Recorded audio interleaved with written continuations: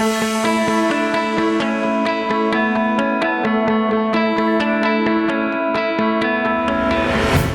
students, my name is Udara Soisa with Udara Soisa Institute of Law.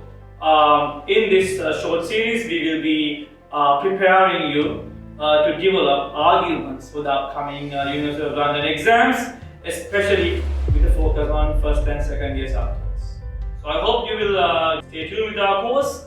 I hope you will learn something new, and I hope you will ace in your exams. All the best, students. Today, students, in this presentation, we are going to discuss a regular question that has often been in your property law paper.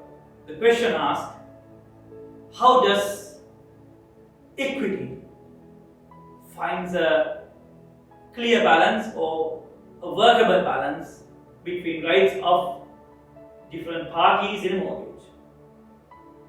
So again, in this answer, what you must avoid is you must avoid writing a short note. So avoid a proper short note on mortgages. What you should do is develop perhaps 5 to 10 key arguments about equity's role in mortgages. So rather than saying what is a mortgage, you can say as your starting argument, mortgages are such a versatile device in property law. Thus, it is important, arguably, for equity to play a constructive role in balancing parties. So, rather than saying what is a mortgage, or rather than giving just a statement, it is best for you to start up with an argument in your body. Right? Then again, you can talk about how equity protects the rights of the mortgagor.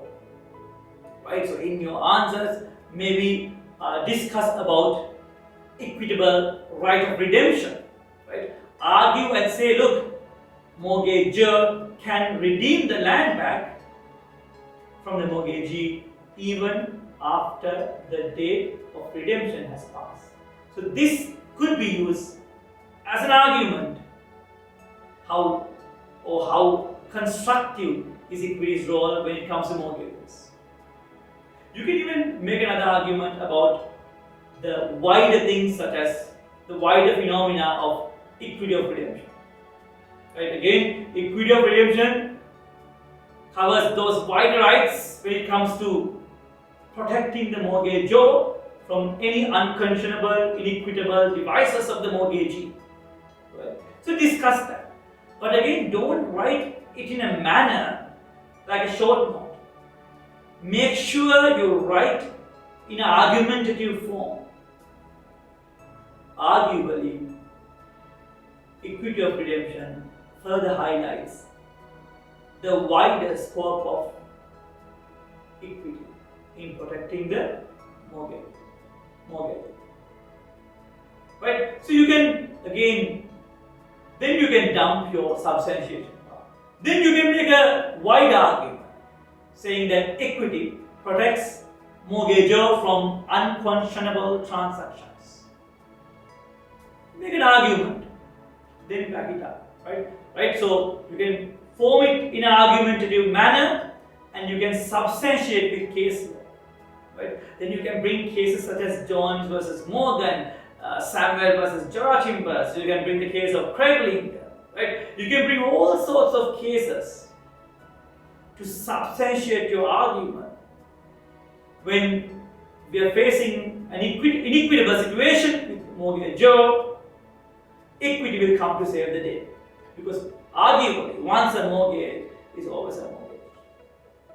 Right? And finally, you can even make an argument saying, look, equity not only protects the mortgagor, but it also protects the mortgagee. Then you can bring an argument saying, look, an example, when a legal mortgage fails, equity will intervene to create equitable mortgage. So who benefits from this? Arguably, you can make the argument, mortgagee benefits from it. So you can say and you can argue that mortgages are such a constructive product when it comes to equity that it makes a proper, constructive, workable balance between rights of parties. However, maybe you can make an argument saying, look, however, it is best that if we bring a statutory provision. However, in my view, such statutory provisions arguably lead to a rigidity in the flow of mortgages. So then argue between certainty and rigidity. Again, guys, what I want you to think right now is the power of arguments. Stop stating, start arguing. Right? So please research in Dixon and in subject guide several arguments that you can use when writing essay questions. A lot of students are very reluctant to write essay questions, and those who even write, they just write short notes. Most students are unfortunately very reluctant when writing essay questions, and even those who writes often write short notes, which leads to failure. Please avoid those pitfalls. But make sure when you write your answers, argue. Whether you're writing a mortgage question or you're writing adverse question, stick to the arguments and argue within the given question. Don't go and argue on matters which are irrelevant to the questions posed. I hope you learned something from this. Thank you so much. Alright students, so I hope you will learn something new from this short presentation. I hope you will study a lot, read a lot, research a lot, and develop some A-star arguments. I wish you all the best for your upcoming exams.